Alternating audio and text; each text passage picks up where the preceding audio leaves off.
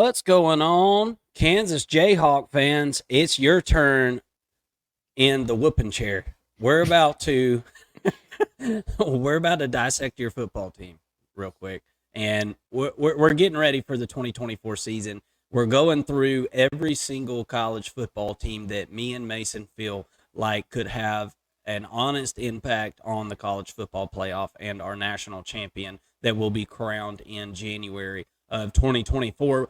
Welcome to the First and Long College Football Show. I am your co-host, Marcus. There's your other co-host, Mason. Mason, how are you today? 45 days, brother. By the time this is released, we've got 45 days until kickoff. It's going to be one of the most highly anticipated, highly sought after, just absolutely most entertaining kickoffs that we've ever seen in college football, in my opinion.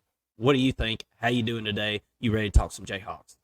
Yeah, man, I'm so excited. The 2024 season is like you said, going to be one of the biggest kickoffs to any sporting season ever in any sport. So I'm so looking forward to it. And I know Kansas Jayhawks fans are, because you guys have been paying attention to the First and Long College Football Show.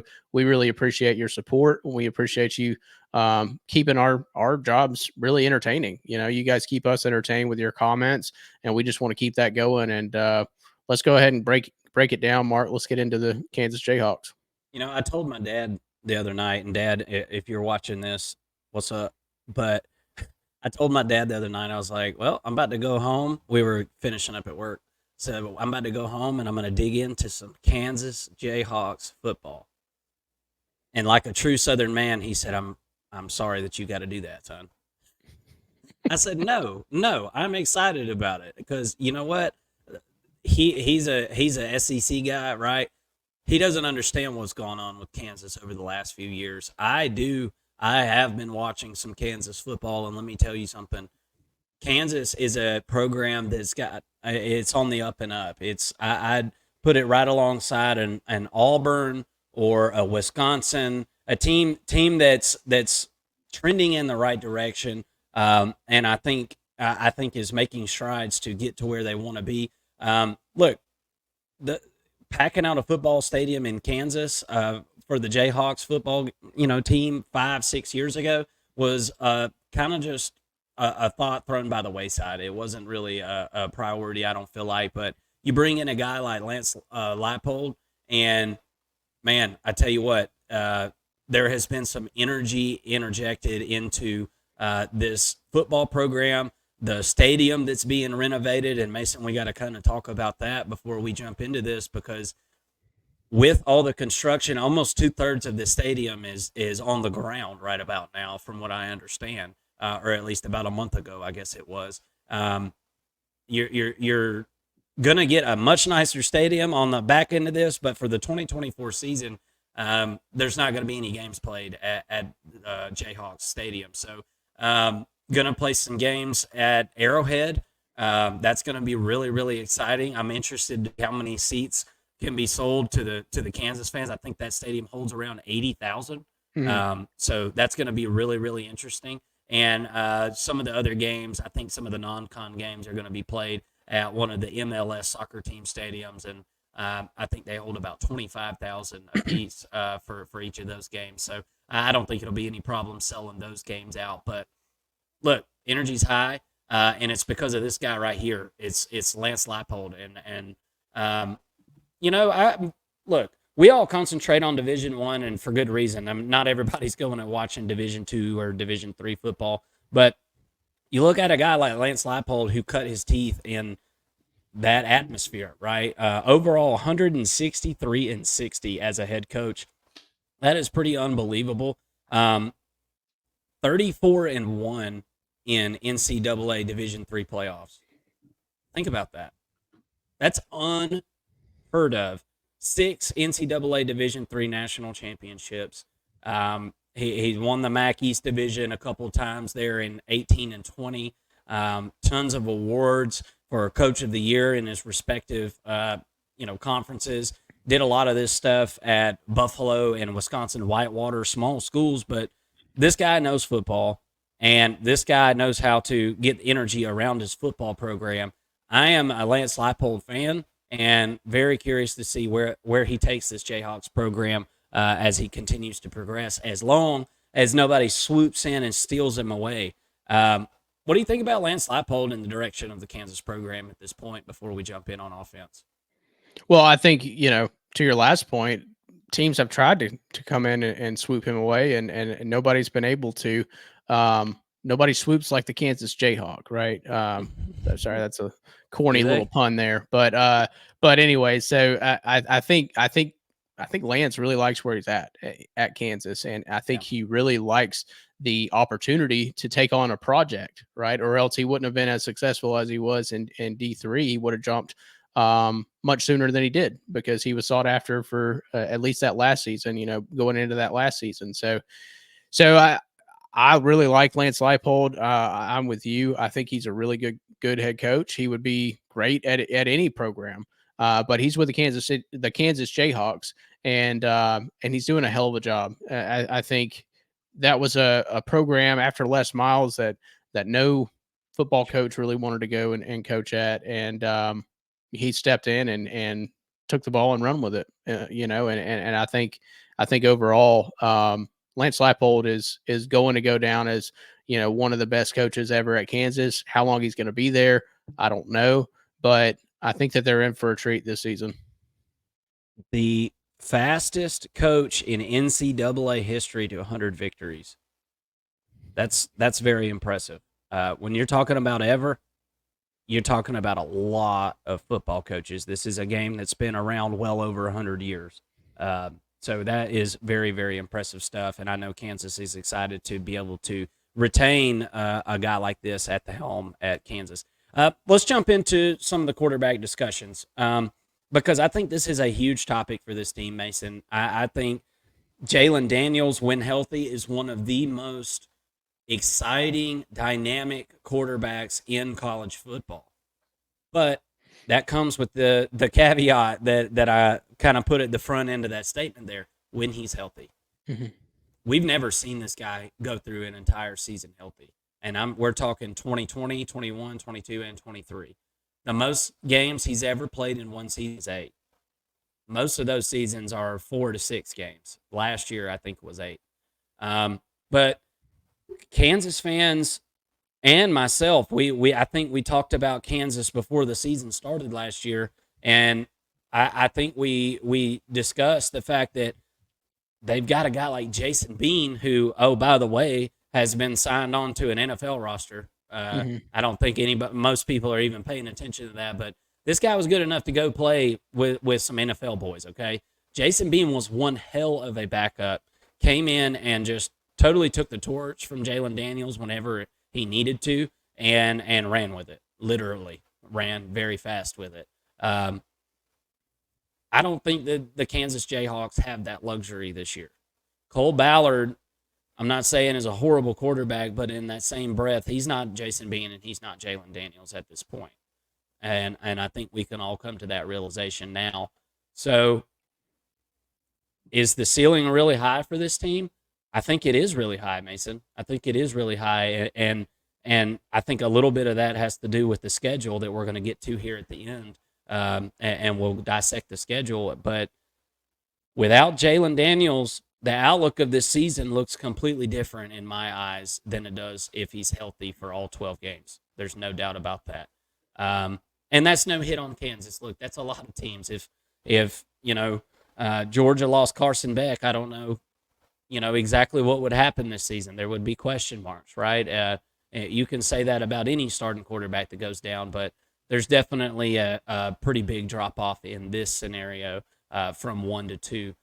What are your thoughts about Jalon Daniels? 74.7% completion last year, 5 touchdowns, 1 interception, and just 8 games. What are your thoughts on him, and can he carry this team to what could possibly be playoff talks? And I know that sounds crazy, but when you see this schedule here in a little bit, it's not, it's not out of the realm of possibility that he could take his team into those discussions in November and December.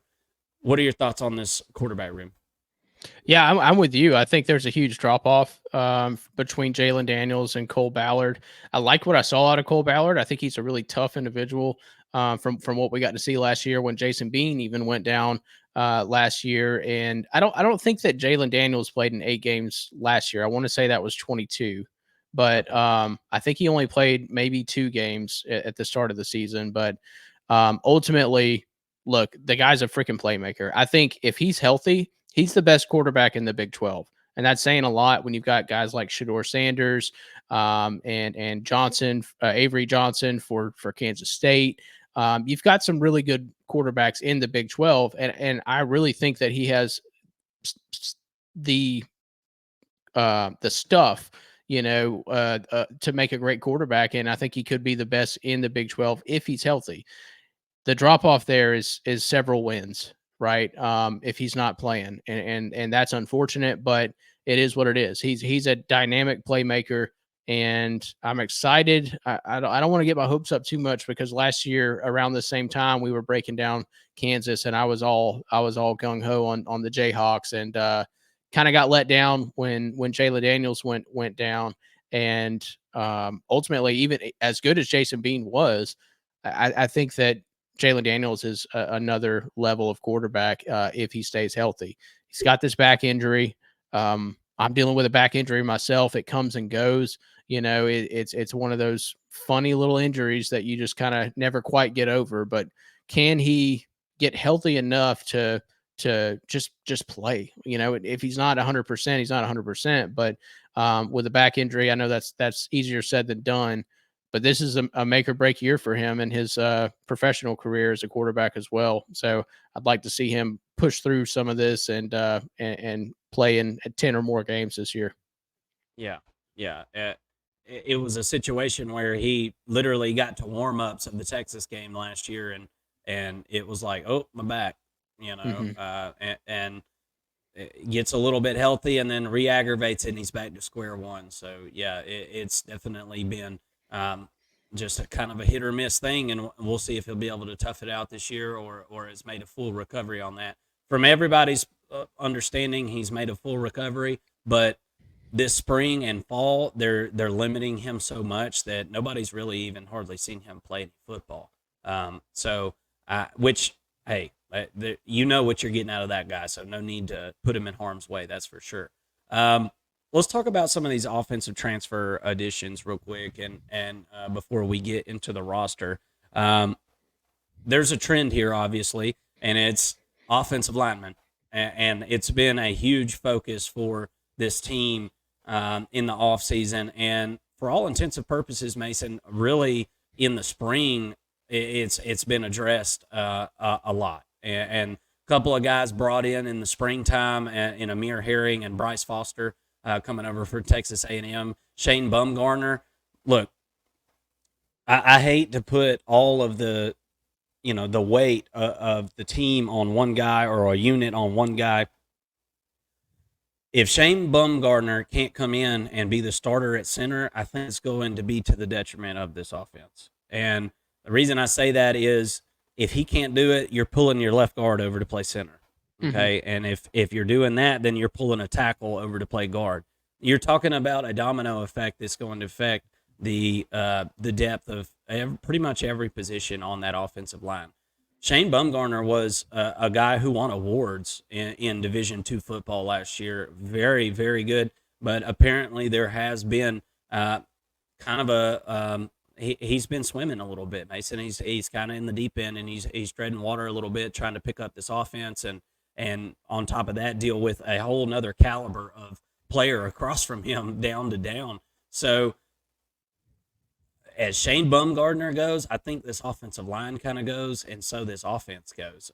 So I think that center position is just so very important, just as important, maybe a little less important, I guess, than Jalon Daniels staying healthy. You need the center of this line to be intact for depth purposes and for possible injuries throughout the season. So let's kind of look at the offensive depth chart now that we've seen those spring portal additions, because on this list here that you'll see on your screen, folks, there are some spring additions that are missing on this depth chart. And I just want to kind of preface this too, real quick.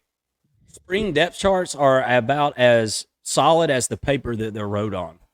Okay. This is all subject to change. Okay. And not only because of the guys coming in the spring, but we have a fall camp to go. We don't know who could get injured. We don't know who's going to progress, who's gaining 5 pounds in the weight room in between now and then and beats their man out. So just understand whenever we go through this stuff that it is kind of fluid and you're going to see, some guys come and go at first, second team. But let's just kind of start off with the running back room. I am super impressed with Devin Neal, a senior who's coming back. And Mason, I'm thinking that he could possibly be one of the better running backs in the country if this offensive line can shape up and guys can, get right in their head, get their game plan right, get comfortable in this system on that offensive line. It's going to translate to big gains on the ground for guys like Devin Neal and Daniel Hishaw.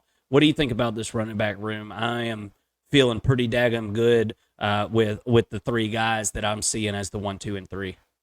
Yeah, absolutely. I really like Devin Neal. I think he is quite possibly the best running back in the Big 12 and one of the better ones in the country.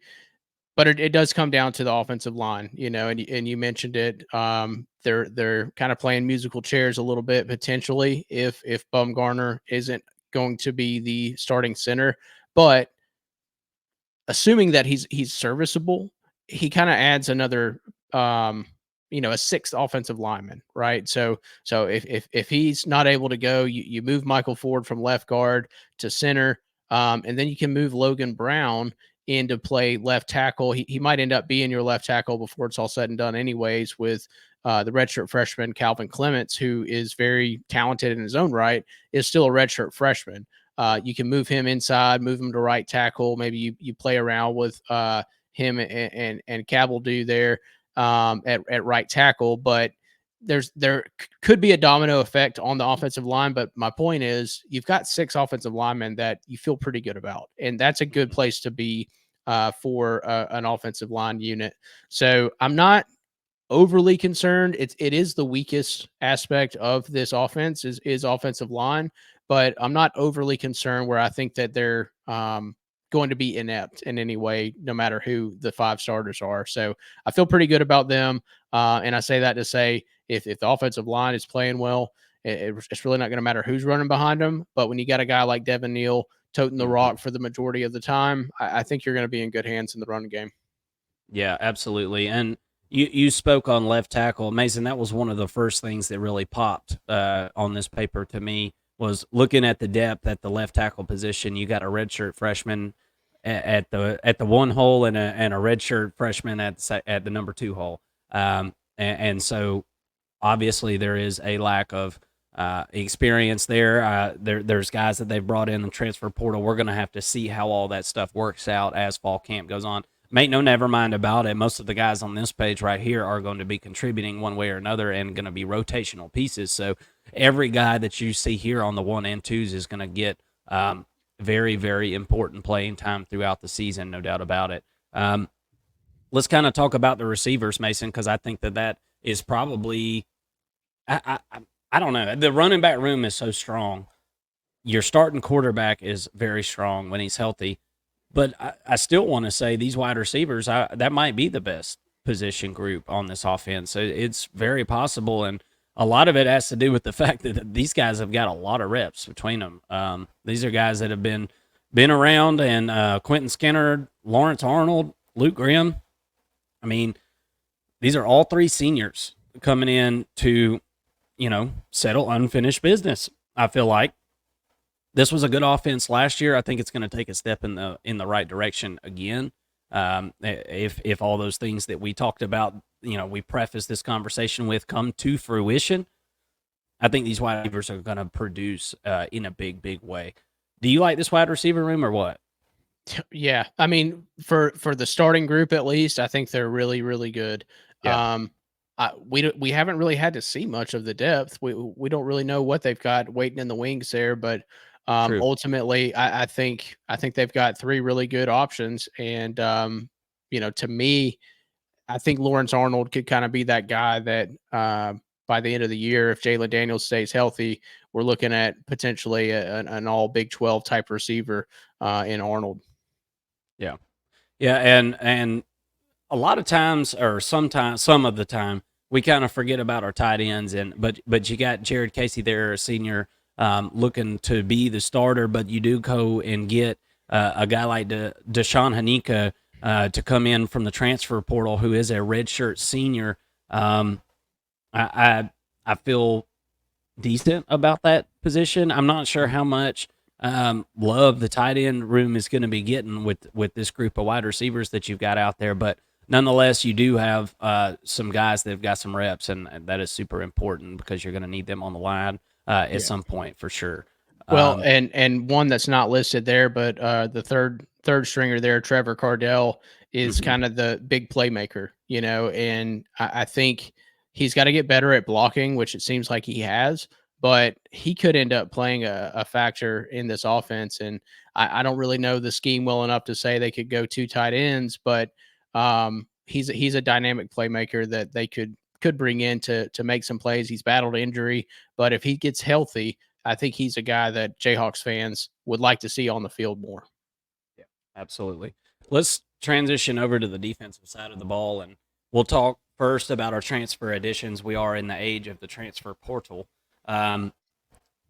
This guy, by Job, comes over from Michigan State.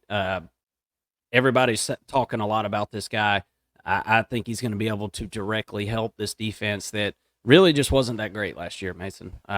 Hasn't been great. Pretty porous, I would say, over the last few years. It seems like they start off a lot stronger than they finish the season. I think there's a lot of teams that you could say that about. I mean, obviously, injuries and things mount up as the season goes on. Bringing in a guy like Javier Darrett to come play defensive line, that's a big deal. Devin Dye coming in at safety. I think the defensive line is the biggest question on this defense, though, Mason. I feel like a broken record. A lot of these teams that we have ranked kind of 35 through 25, it seems to be a pretty common trend. I mean, obviously, there's exceptions to every rule. There's a team here and there that's got some serious depth or good pieces at defensive line.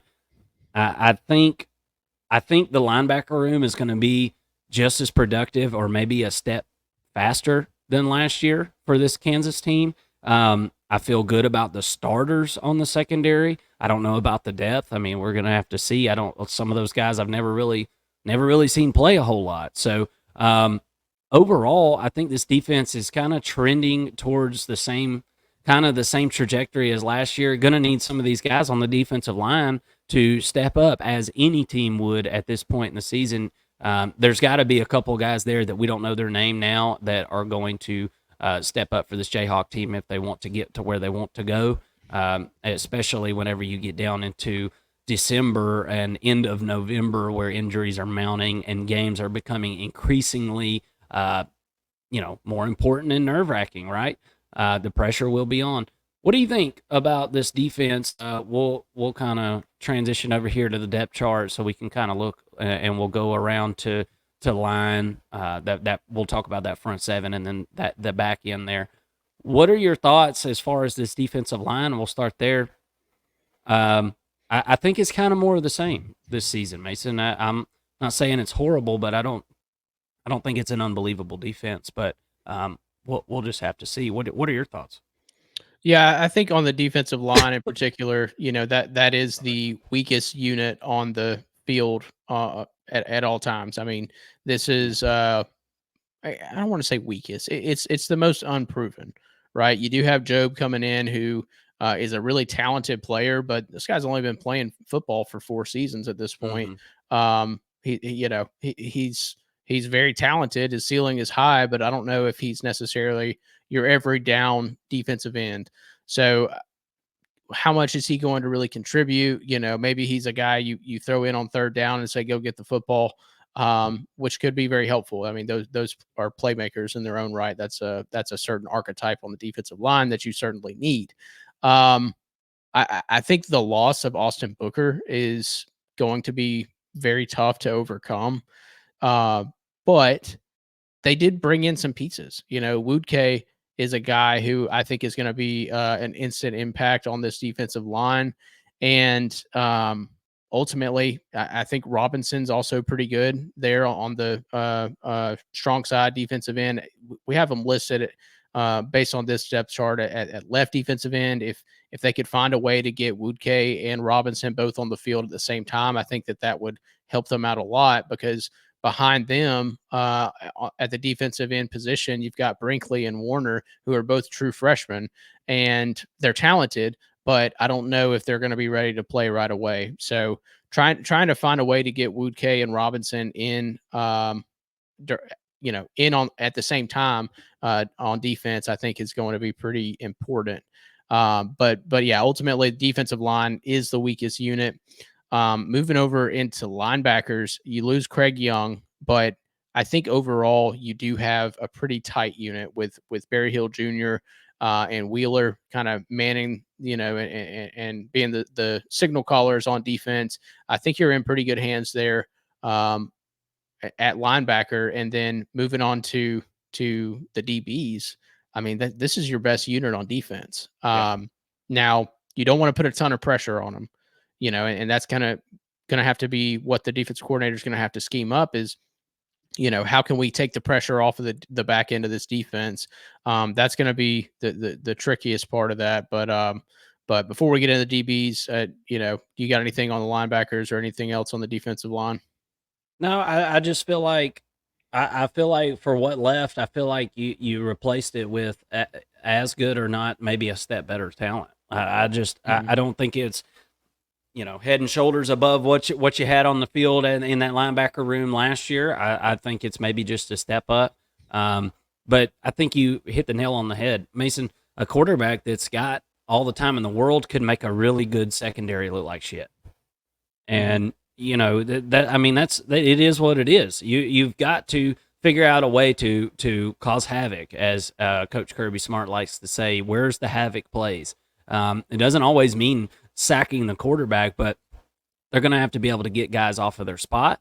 And we're going to go over the schedule here in a minute. I've said it 3 times throughout this video. This is not a tough schedule coming up. So I think there is time to try to figure out, okay, who's our guys that are going to be the playmakers on this defense besides a guy like, Kobe Bryant back there in the secondary. You're going to need guys to step up on that defensive line and in that linebacker core to really – you got to help those guys in the secondary. They're good, but they're not miracle workers.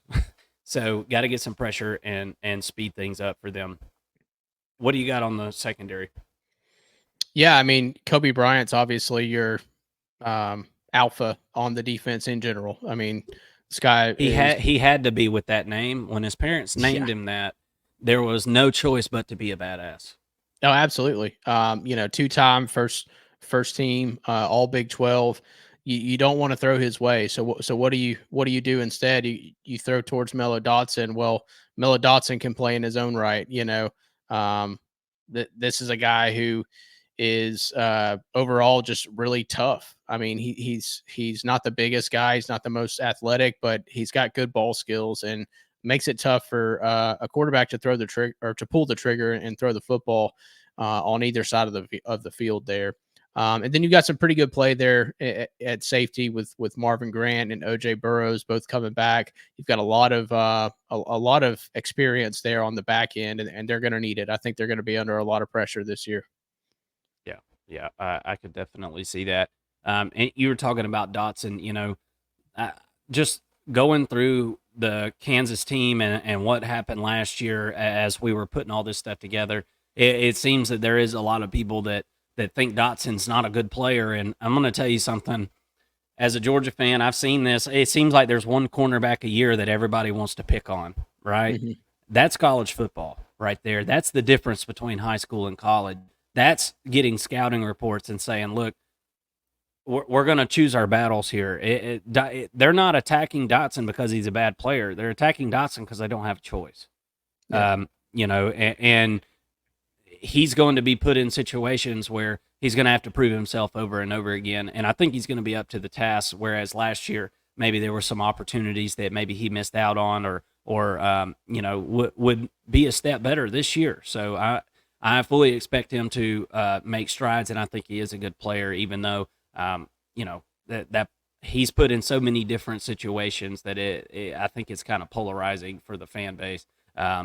Fans thinking that he just sucks, or no, other teams make plays too. So let's jump into the schedule, Mason, because this is one of the easiest schedules that I've seen of anybody in our breakdown so far. And before we jump into all this, thank you again, Jayhawks fans or just college football fans alike that are tuned into this video. We're trying to break down and give ourselves the best vision of the landscape of college football before 2024 rolls out, and we want to do that with you guys. So if you're a Kansas fan or just a fan of college football, drop in the comment section what's Kansas's record at the end of 2024. I'm curious what the general consensus is among college football fans and Jayhawk fans alike. I want to know what your thoughts are. Drop it in the comment section, and we hope that you'll subscribe to the channel. Come hang out with us. We're going to have a live show, multiple live shows every week throughout the college football season. That will start a week before the season gets started. As we said, we're about 45 days away from that. So we got tons of content coming for you. We're not going anywhere. Thank you for tuning in to the First and Long College Football Show. All right, Mason, let's talk about this schedule. You're going to open up the season with Lindenwood at Illinois, UNLV at West Virginia, TCU at Arizona State. Now, I don't have the dates on here, so I didn't put the open weeks on here, but nonetheless, at Illinois, at West Virginia, I feel like are the toughest games on this first little set here of 6 games. The at West Virginia game is specifically one that I've got circled. I'm actually really looking forward to that game. I'm really want to see that, as West Virginia was a team that really came on last year when everybody really was ready to drive a stake through their heart. So don't know really what to expect there. Arizona State is a team that Dillingham's trying to get figured out there. I don't think that they're really a threat this year. TCU, I think will be better. But I'm not sure that there's some kind of title contender necessarily. What are your thoughts on this first half of the schedule here, and then we'll kind of break open that second half. Pretty smooth sailing as far as no big time like top 10 opponents or anything really on the schedule at all. Mm-hmm. Yeah, I mean, you mentioned the ease of this schedule. It certainly gets tougher on the back half, but ultimately, this is a really manageable Big 12 schedule. I think it got a lot easier this year for Kansas than it was last season. And look, you're starting off 3-0. I think I don't think that Illinois is the same team that we saw in 2022. I think that was evident last year in 23. Maybe they get better. Maybe they rebuild and put some good players out on the field in 2024. But ultimately, I don't think that Kansas should, even if Illinois is better, have any issues with the Illinois Illini there. So give me Kansas 3-0 to start the season. You really could split between West Virginia and TCU and feel okay about it. Those are 2 teams that I think Kansas would be favored against right now in both of those games. But if you did slip up against one of them, I think you're okay. After the Arizona State game, which I do think is a win as well, they do have a bye going into the Houston game. So you get a bye week halfway through the season, which is coming at a pretty good time because you got Houston and then you got Kansas State right after that. Now, Kansas State is, in my opinion, your toughest opponent on the schedule. And I think that is going to be a loss for Kansas. But it's going to be a really close game, and it's a game that they could win. I'm really high on Kansas State. We'll be doing a breakdown in a few days on them as well, so I invite y'all to check that out. But Kansas State's going to be a pretty tough opponent for any team this year, and I've got them as a playoff contender in 2024. Then they get another bye week going after the Kansas State game, which will be much needed, and then you've got the Iowa State Cyclones, who, depending on what you get out of Iowa State, could be a tricky team to face here, especially later in the year. BYU should be a W. Colorado, I think, is going to be a win, but kind of could go either way if they have a really good game, and depending on how their season's unfolding, that's definitely one to circle and one to always watch for. And then Baylor, they'll be trending up in 2024, but I don't really see them as a contender against Kansas at the end of the year.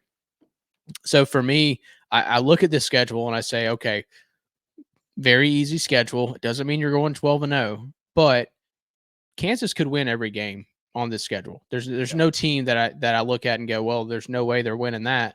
That they could realistically win every game, and they've got the talent to do it, especially if Jalon Daniels is healthy throughout the season. Now Vegas has their over/under win total at 8.5.